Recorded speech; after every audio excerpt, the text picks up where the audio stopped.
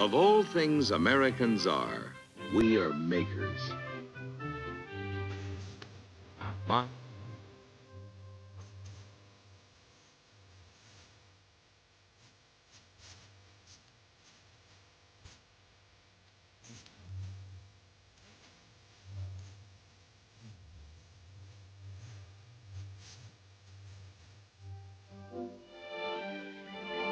We start young and we stay young, modeling with careful pride the things we expect to endure for ourselves and for others.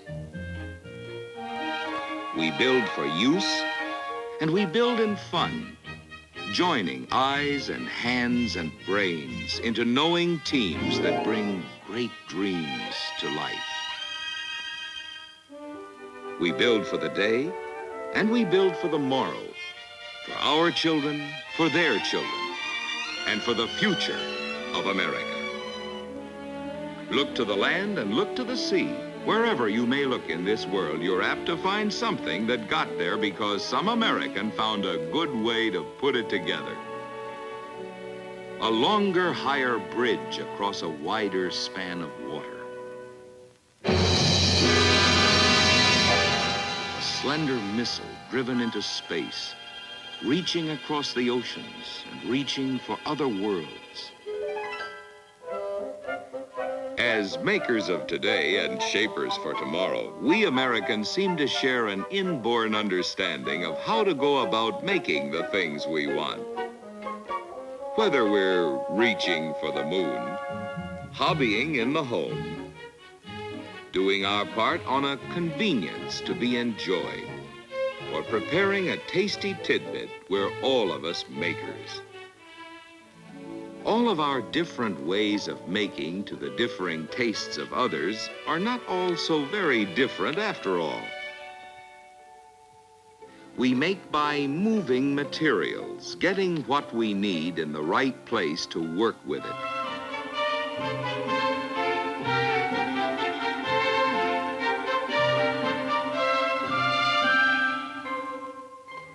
We make by removing material, getting rid of what isn't needed.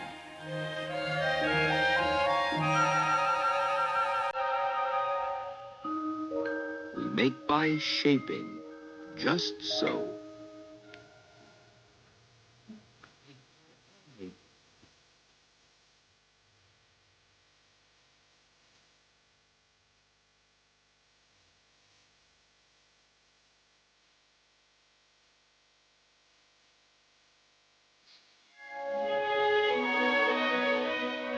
And by testing, and testing again, to make sure what is finished meets with our own approval and earns the customer's liking for what is done. With our craftsmanship and our conscientious control, we build for utility and for eye appeal and for satisfaction at every step of the way.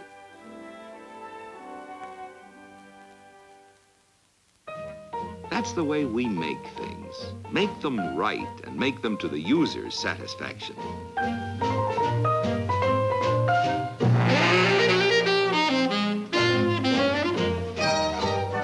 With youthful enthusiasm, we make things with pride. And into whatever we make, we try to model a satisfying usefulness and some measure of beauty. Oncoming, attractive, useful products, well made. More and more products acceptable to the more and more exacting demands of more and more Americans. All in our own personal choices of colors, models, sizes, styles, price ranges, and types. Better made, more dependable, more nearly trouble-free than products made in any such quantities anywhere else in the world. All a part of the beauty produced so bountifully for you and for me by our American makers.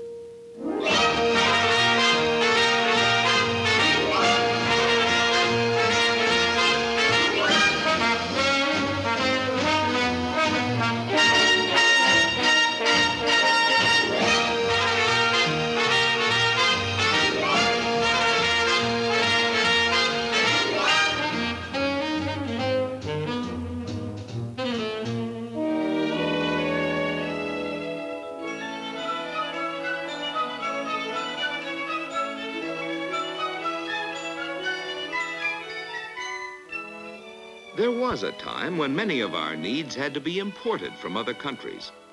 But now, American needs can be filled by Americans. American desires met by products American, made the American way, and by makers American. The American maker works for tomorrow as well as today, and he has a host of new products in store for us.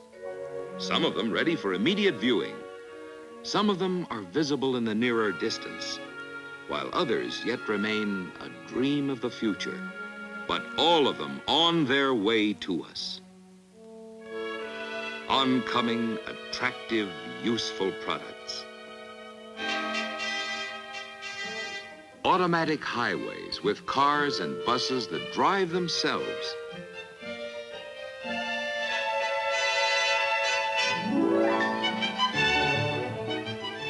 Compact new cars.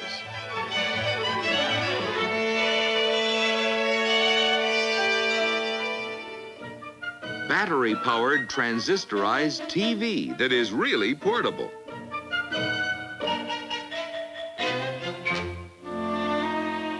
Panel TV to hang on the wall like a picture.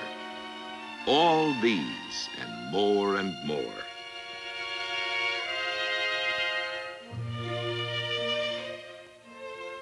We Americans have always been makers, and in the beginning, we had to be. When America was young, we learned how to make the things we needed because there was no other way to get them. We worked with our hands, and our hands served us well.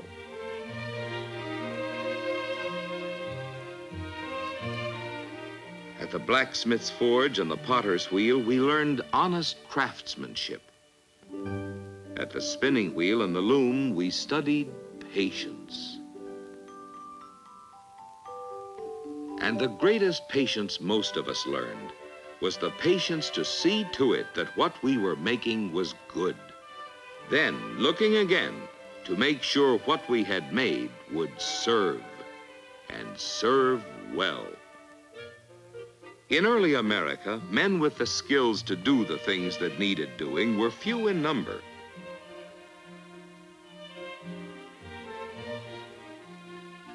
Craftsmen we had, but each could make only enough for his own family and for perhaps a few of his neighbors. We had little, but we knew much of want, of shortages, of make do or do without, of even the necessities. There wasn't enough to go around. As our numbers increased and our wants multiplied, easier, quicker, better ways of doing things had to be found. Young we were, youngest in the family of nations, when a Yankee craftsman named Eli Whitney showed us how to do something about it, something that never in all the world had been done before. Already a famous man as inventor of the labor-saving cotton gin, Eli Whitney had been given a contract by Congress to produce 10,000 muskets. Now his time was almost up. Mr. Whitney, we gave you a contract for 10,000 finished pieces. What do you mean by bringing us all these bits and parts? Gentlemen, I am offering you something far more valuable than muskets. I am offering my country a new method of producing on a mass scale. You see, it takes years to train a workman to produce a completed article from start to finish. But it takes only a few days to train him to do a single part of the job. The solution, gentlemen, is to divide the labor. Divide and specialize. One man to make one part, one to make another. Each to do what each can do best. Ridiculous. Impossible. Parts made by different people will never fit together. They will, sir. They will. If each part is made exactly like every other.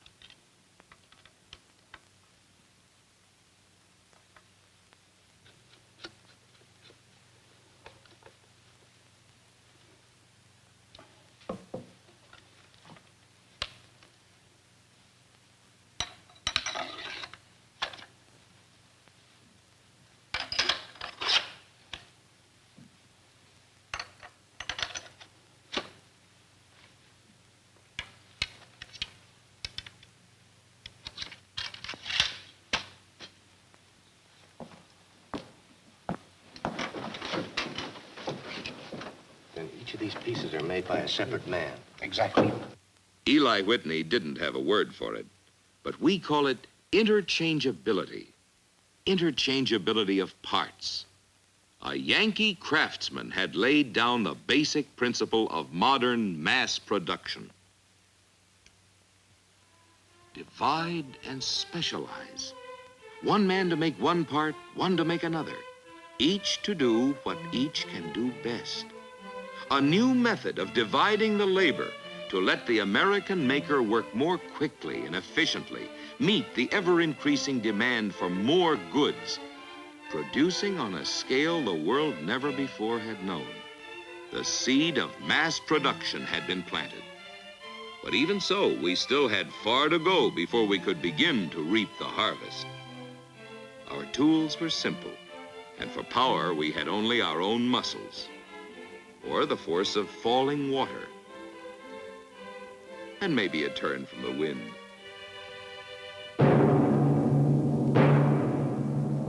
And then, the next great forward stride for the American maker came with the coming of a new source of mighty power.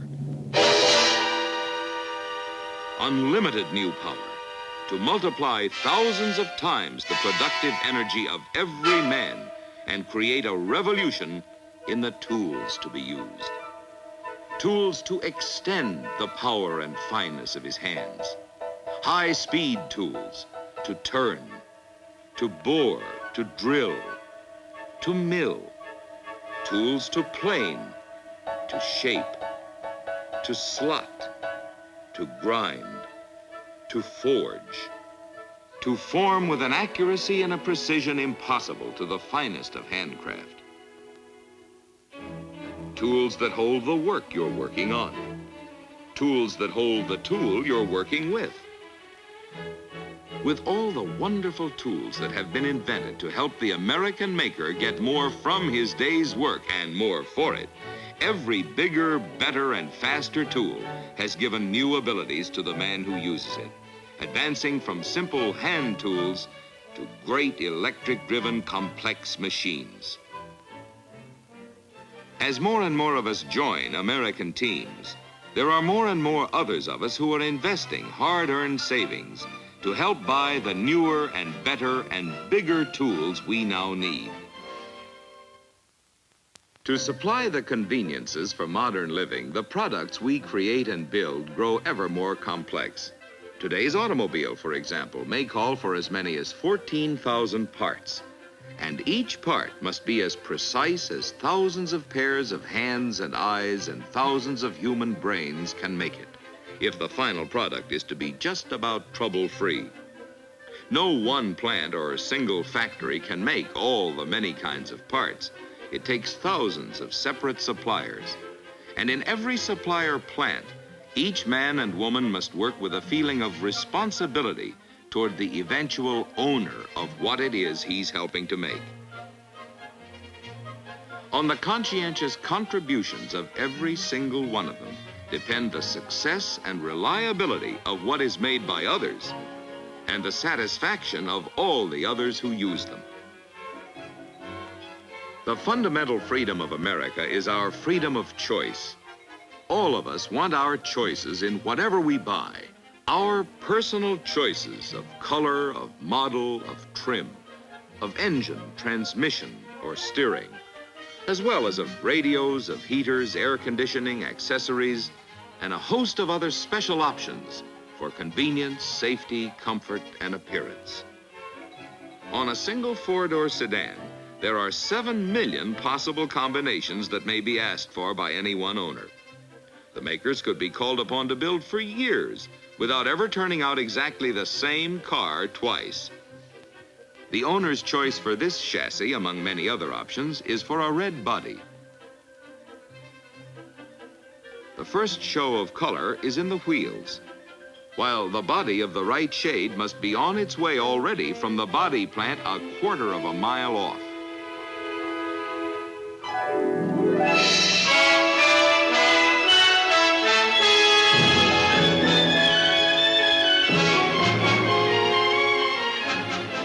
All the many parts, accessories, and special equipment must meet at their rendezvous.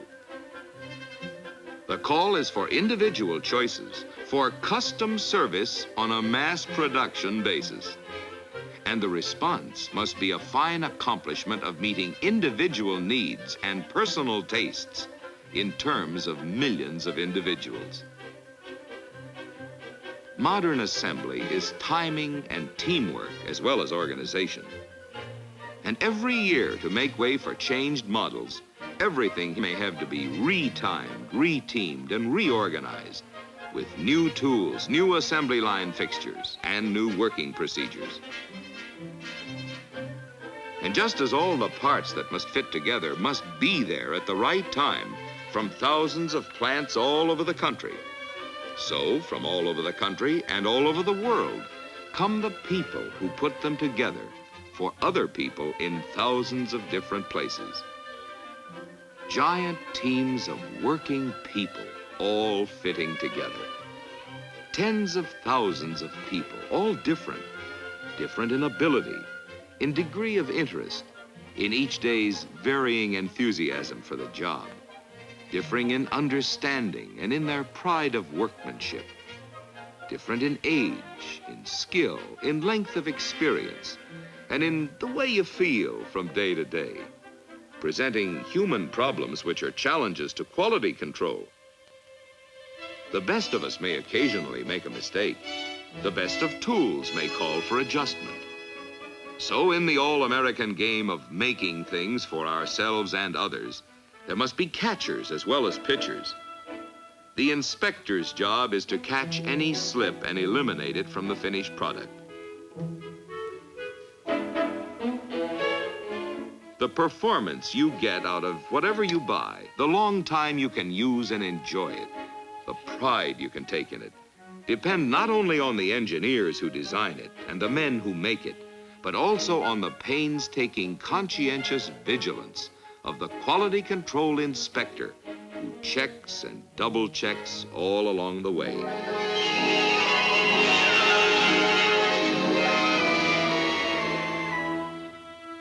So the way we Americans do it, quality in the things we buy is designed in, built in, and inspected in from start to finish. And to help them make sure quality is built in and checked in, new devices are continually being developed. This machine automatically checks dimensions to a 10,000th of an inch. A part deliberately made too small is put into the machine as a test of its efficiency. Out it goes. When products were simpler years ago, inspectors were few and far between. But in these days, with more complicated things to put together, inspectors are many, and inspectors are important. And even after a product has passed all the factory tests, it still must meet the approval of the conscientious dealer who sells it. For in his turn, the reliable dealer places his own pledge of quality on everything he sells. He knows that the user finally depends on the dealer's own fidelity. The man who sells any final product shares with its maker the credit and shares with its maker the responsibility for its performance and for the owner's satisfaction. In the quality relay, the dealer is the final qualifier.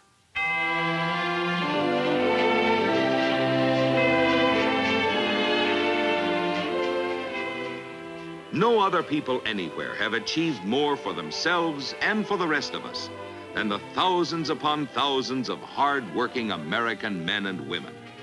The millions who pool their skills and talents to produce the things we need and want. And we who enjoy whatever they have made for us do well to be thinking of what they are giving us. Oh yes, we know they work for their pay, for their food, and for the needs of their wives and the wants of their young ones. But also, they make for the joy of making things right, whatever the whims of our choice and the twists of our tastes.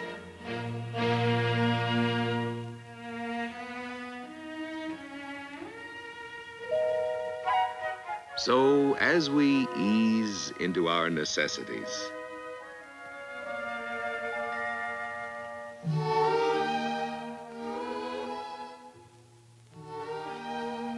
as we nestle into our comforts,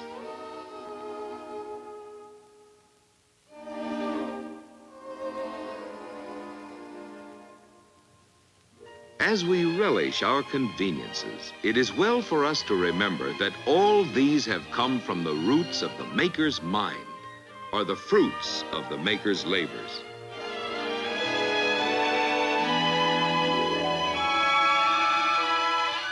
That is the job that is being done for all of us by the American maker, producing by the millions, for the millions, to make life in America more enjoyable for us all. The grand job of the American maker.